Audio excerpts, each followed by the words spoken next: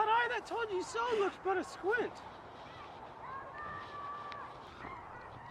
Lady, I am not well, else I should answer, from a full-flowing stomach. General, take thou my soldiers, prisoners, and patrimony. Dispose of them, of me. The walls is thine. Witness the world that I create thee here, my lord and masters. Mean you to enjoy him? The let alone lies not in your goodwill. Nor in thine, lord. Half-blooded fellow, yes? Let the drum strike, and prove my title thine. Stay yet. Hear reason. Edmund, I arrest thee on capital treason. For thine attaint, this gilded serpent. For your claim, fair sister, I bar it in the interest of my wife. 'Tis she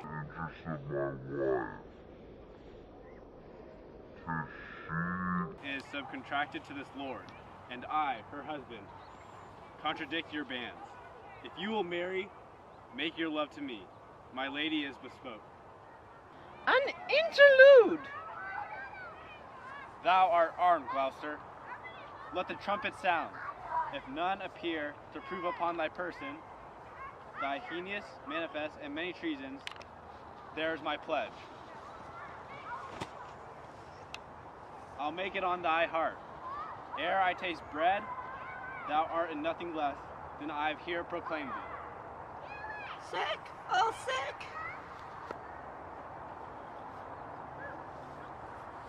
If not, I'll never trust medicine. There's my exchange.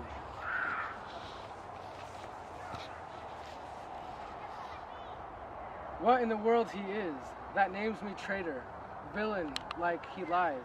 Call by thy trumpet, he that dares, approach.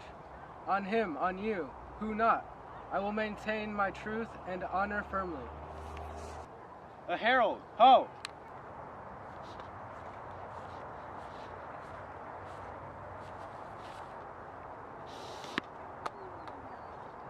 Truth is thy single virtue, for thy soldiers, all levied in my name, have in my name took their discharge. Ah, my sickness grows upon me. She is not well. Convey her to my tent.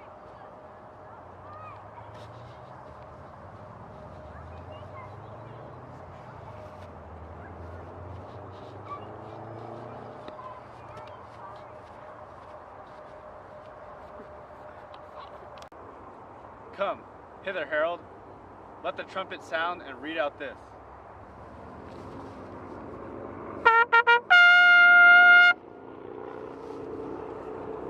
If any man of quality or degree upon Edmund, supposed Earl of Gloucester, that he is a manifold traitor, let him appear by the third sound of the trumpet. He is bold in his defense.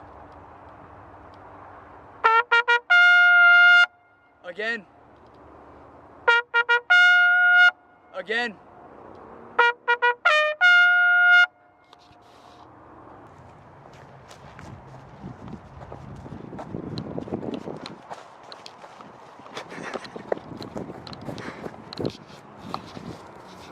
Ask him his purposes, why he appears upon this call of the trumpet. What are you, your name, your quality, and why you answer this present summons? No, my name is lost. By treason's tooth bear none and canker bit. Yet am I noble as the adversary I come to cope. Which is that adversary? What's he that speaks for Edmund, Earl of Gloucester? Himself, what thou sayest of him.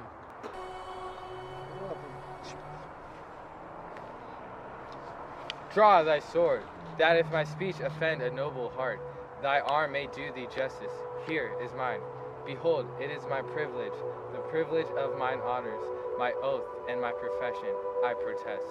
Maugre thy strength, place, youth, and eminence, despite thy victor sword and fire new fortune, thy valor and thy heart, thou art a traitor. false to thy gods, thy brother, and thy father. Conspire against this high illustrious prince, and from the extremest upward of thy head, to the descent and the dust below thy foot, a most toad-spotted trailer. Say thou knowest, this sword, this arm, and my best spirit are bent, to prove upon thy heart whereto I speak, thou liest. In wisdom I should ask thy name, but since thy outside looks so fair and warlike, and that thy tongue, some say, of breeding breaths, what safe and nicely I might know delay. By right of knighthood I disdain and spurn. Here do I toss those treasons to thy head, with the hell-hated lie overwhelm thy head, which for they yet glance by and scarcely bruise. This sword of mine shall give them instant way, where they shall rest forever. Trumpets, speak.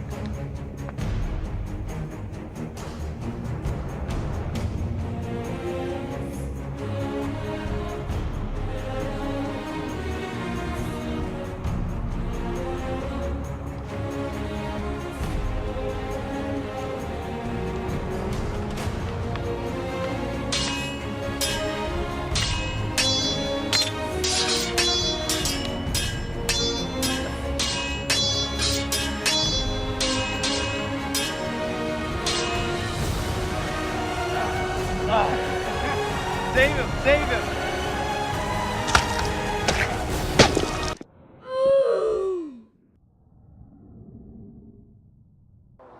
This is practice, Gloucester. By the law of war, thou was not bound to answer. Should the known officer, thou art not vanquished. But Stop your mouth, James. With the speaker, shall I stop him? Hold, sir. Thou worse than any name, read thine own evil. No tearing, lady. I perceive you know it. Say if I do. The laws are mine, not thine. Who can arraign me for it? Most monstrous. Oh, knowest thou this paper? Ask me what thou knowest. Go after her. She's desperate. Govern her.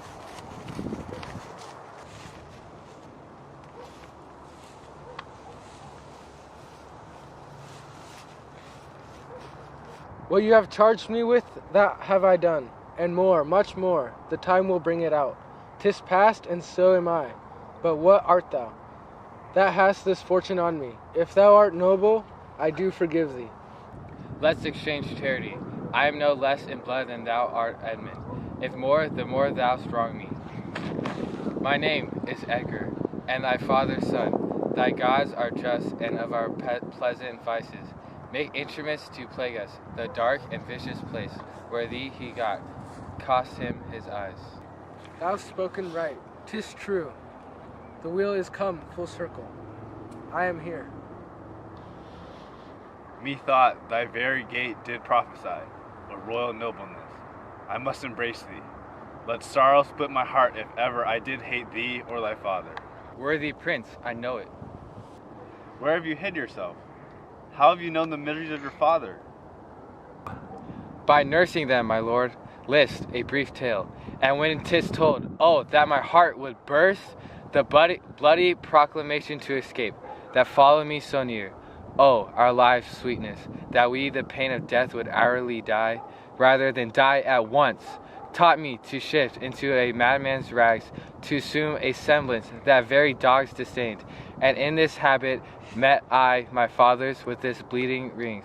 Their precious stones new lost, became his guide. Led him, begged for him, saved him from despair. Never, oh fault, revealed myself unto him, until some half hour passed when I was armed.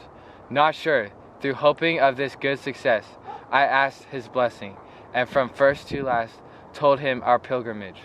But his flawed heart, alack, too weak the conflict to support, twixt two extremes of passion, joy and grief, burst smilingly. This speech of yours hath moved me, and shall perchance do good. But speak you on. You look as you had something more to say. If there be more woeful, hold it in. For I am almost ready to dissolve hearing of this.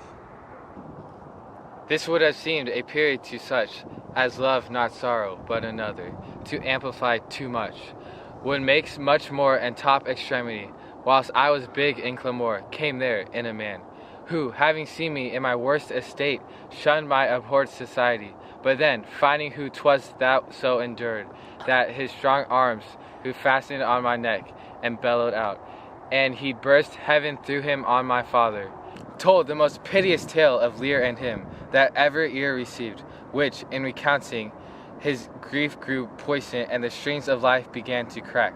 Twice, then the trumpets sounded, and there I left him tranced. But who was this? Kent, sir, the banished Kent, who, in disguise, followed his enemy king and did him service, improper for a slave.